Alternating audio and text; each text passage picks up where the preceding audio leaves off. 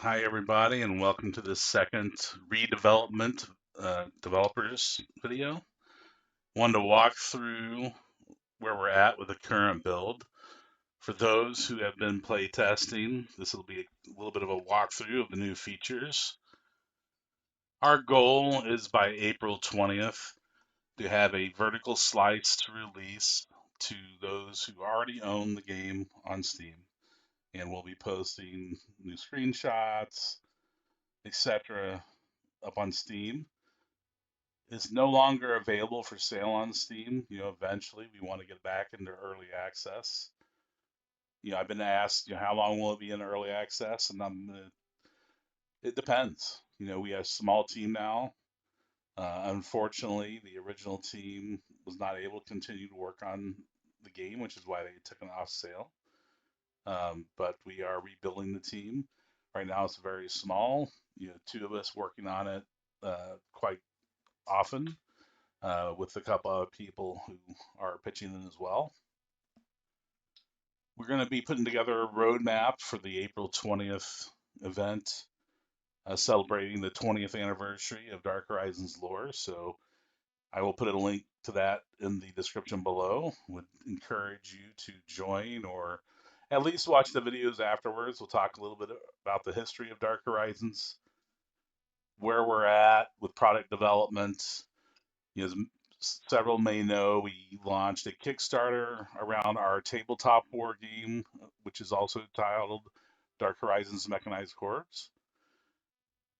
And that tabletop game is actually a really good gauge of what we want the desktop game version to be. A combined arms action game. So right now we're starting with our big, you know, manned MCs. The MC stands for Mechanized Corps.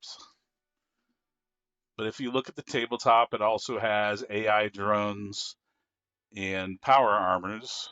And it'll include tanks and other armored vehicles. And eventually, we'd like to have all of that in the desktop game. And we will be working that into a long-term roadmap to share with everybody. But again, how fast we can get that done depends on several things. How many people are engaging in the game? Is there any additional funding we can find, etc. But with that said, let's dive into the build. So if you watched the last video, this is just the main menu. It shows what your main MC is that you have selected.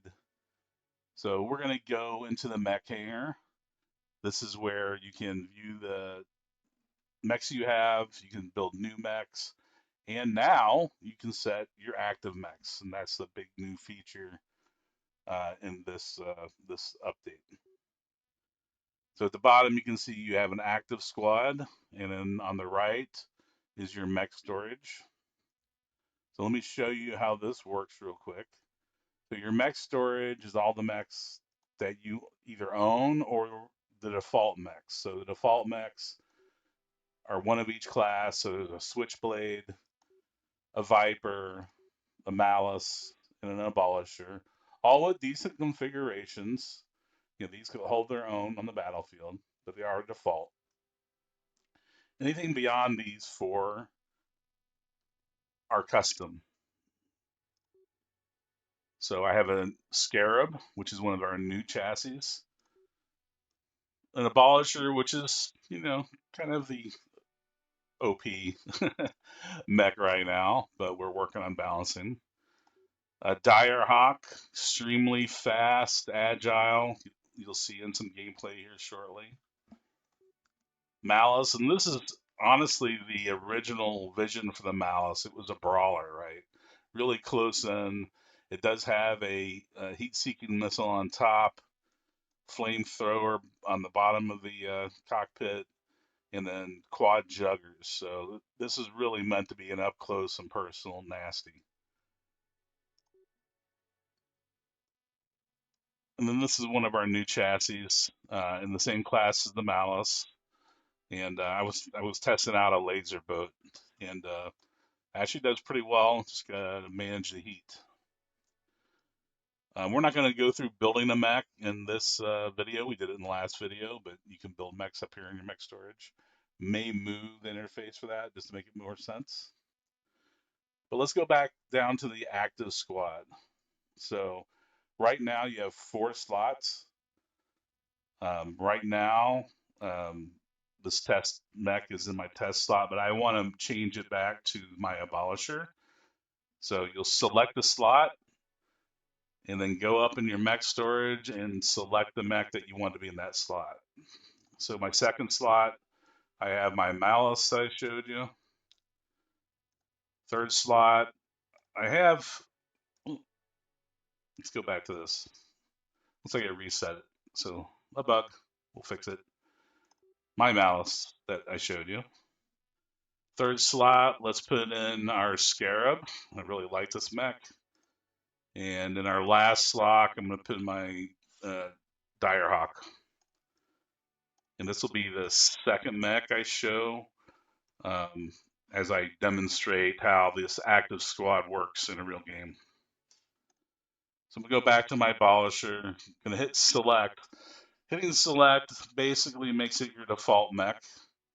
So if I went into a match and I didn't choose a mech, this would be the one I would spawn as. So I selected it. As you can see, it's here in the main screen. We go in the multiplayer. This is a dev build, so there's no servers or hosted games.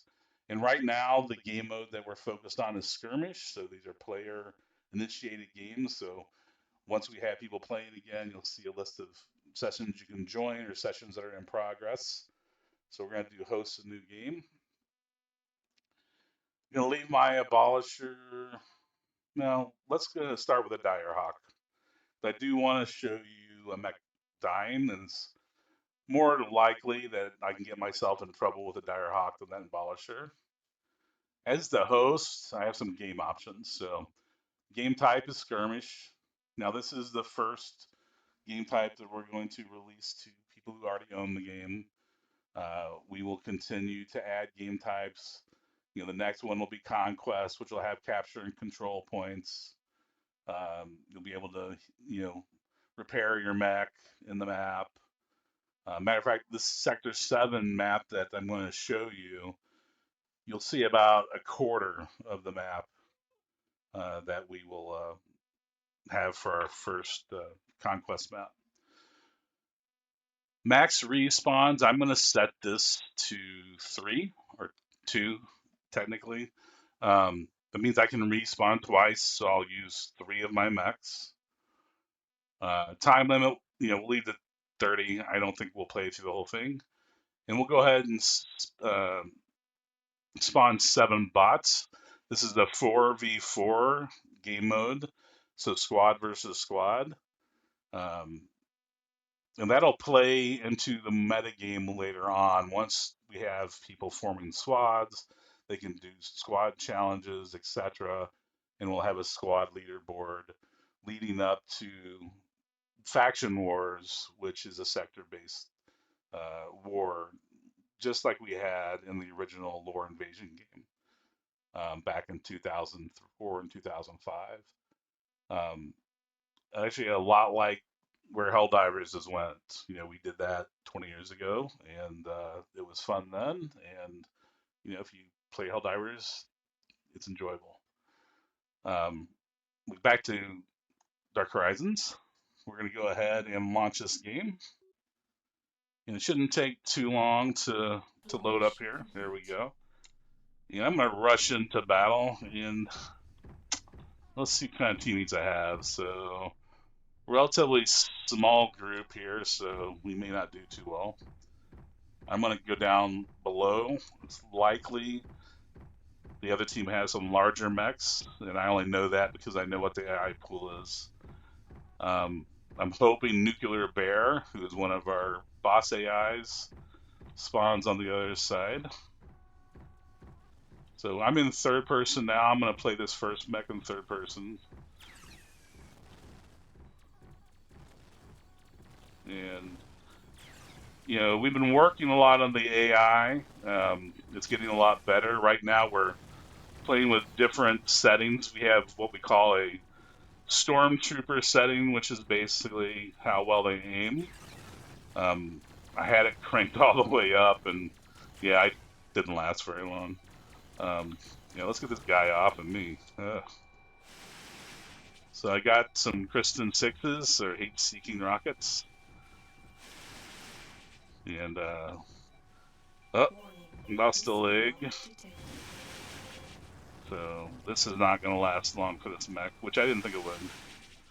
I also wouldn't normally rush in with this mech. I'd let the bigger mechs kind of engage first, but for demonstration purposes, this will work. Oh, we actually killed him. Yeah, and there I'm dead. So I died. I have two more respawns, and as you know, I had my active mechs. When we go to the respawn screen, you're going to see that the mech that was just destroyed is red. So I cannot use that mech again. And I can select my next respawn with one of my available mechs. So I'm going to go ahead and respawn in the Abolisher. Launch complete. This should go much better for me. This is my favorite mech, my favorite config, which probably needs to be nerfed a little bit, but I don't know. I like it. Even though I nerf it, I'm going to like it.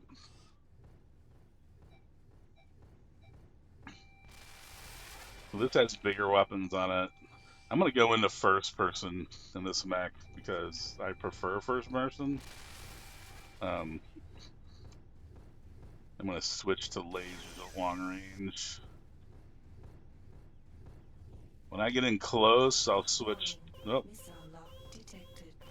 so I do have countermeasures. Can't see him in first, so Missile lock detected. third person you can see, and of course I waited, but there you go. Warning. Missile lock detected. You can go back into first person. Sorry if I made anyone nauseous. Missile lock detected. So anytime you hear that missile lock, wait Missile lock until detected. you see the missile firing Warning. to deploy Missile lock countermeasures, or detected. it's not as effective. Um, Warning. yeah, Missile lock detected. there we go. So I did take quite a bit of damage, and nuclear air just finally died. So let's see where we're at. So we got kind of our team picking on this Viper over here. So the Viper will not last long. If I can hit it, there we go.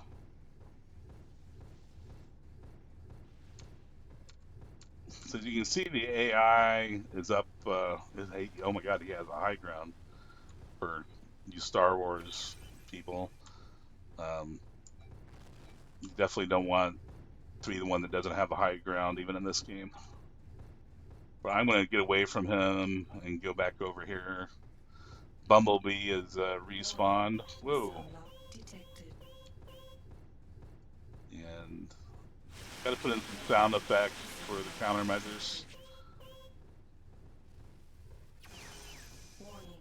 Missile lock detected.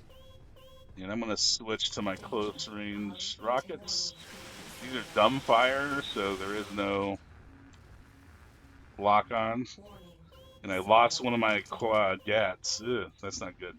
And I died. Maybe I shouldn't talk and play, but that's how you demonstrate things. So we're going to go ahead. Let's play this thing out. Maybe I'll do better. But right now it's only 4 versus 4. Um, I'm gonna take I'm gonna Launch take my complete. Scarab. So the Scarab is kind of cool. I like the way it looks. Gonna have to adjust the cockpit view a little bit. Um, Remember, I'm gonna go into third person until I do that. It has a sniper, which you don't really normally use up close like this.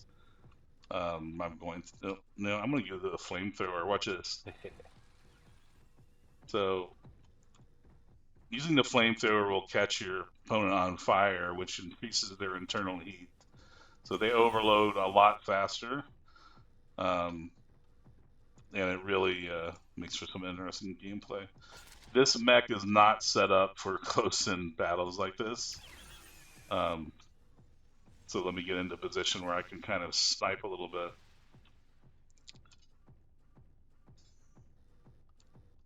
And where are we losing? Oh, I don't like that. So we're losing. Let's see if I can rectify that. So it's a little bit out of my actual visual range. There we go. So I get a nice shot there. I'm gonna switch back.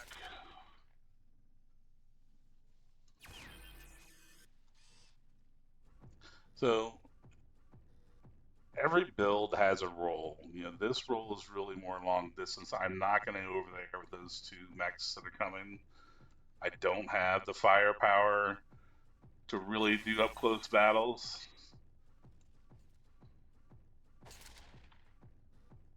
But I do have some nice long range capabilities. Even though he should have died. There we go. All right, I'm going to go up here on the ridge because I'm not going down there. The only thing I have that helps me in close range is the flamer because I can do a lot of damage. I also don't want to go up against Nuclear Bear. Nuclear Bear is basically the Abolisher config that I was using earlier. He's chunky. I may have to switch to Alpha Strike here. There we go. Let me catch him on fire. Slow him down a little bit. Warning. Missile He lock has two big detected. lasers, and it's really Warning. hard on his feet Missile when he's on lock fire. detected. And I may actually get to take him out. Yeah. Warning. Missile lock detected. He killed. Oh my gosh, there's another guy back Warning. there. Missile lock detected. Like, where is that missile lock coming from? And now I know. Alright, so doesn't help me to have the flamer on until now. Oh, that's my opportunity. There we go. Warning. Catch him Missile on lock fire. detected. I may actually lose out Warning. Missile lock detected. before I can kill him. I'm actually gonna head back to Danger. base Hull and integrity. see if I can Warning. Missile repair lock detected. before I die. Warning. Missile lock detected. Let's see if I. Oh, there's another guy over here. They only have 4 mechs left, and we have 5. It looks like. So I'm hoping we can win here.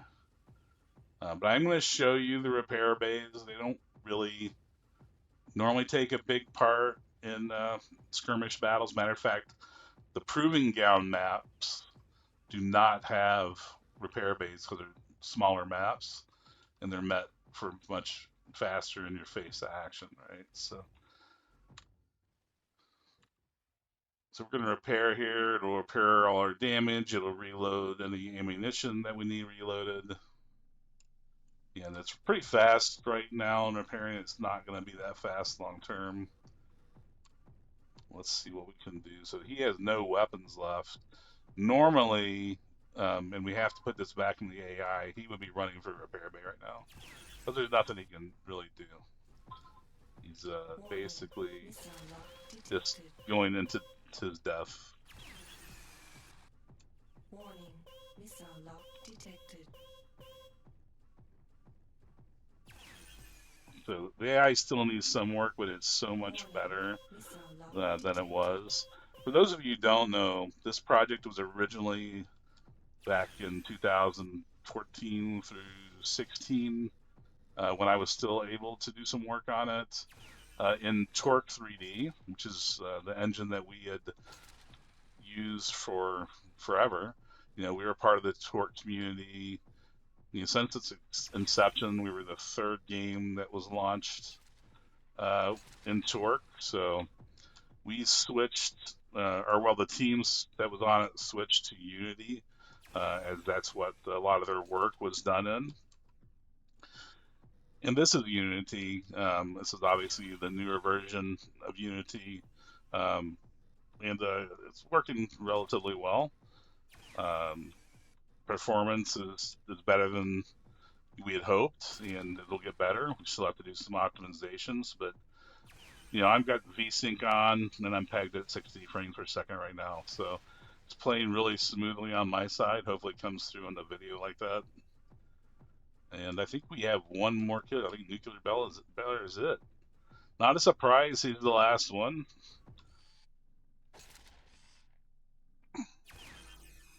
and he's gonna turn on me in a second because no one else is firing at him. Oh, this is not gonna be good. He can take me out pretty fast. So, oops. Yeah, if I die, I can't respawn. So let's see if I can get him.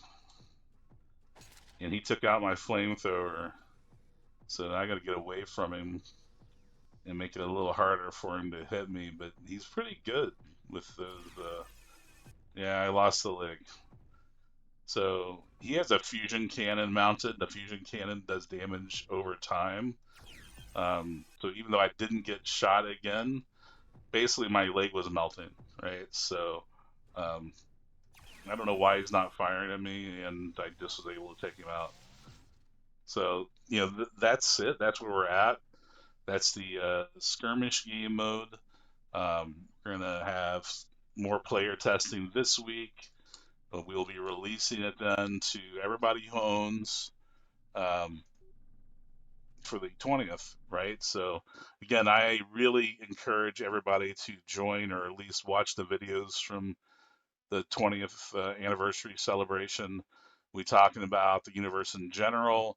We talking about the tabletop war game, the tabletop RPG, which is also in redevelopment.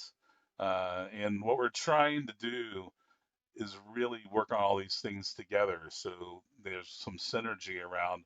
If I'm balancing something for the tabletop, I can bring some of that back into here. Matter of fact, if we wanted to go into the mech hangar real quick, and let's say we wanted to build a new mech.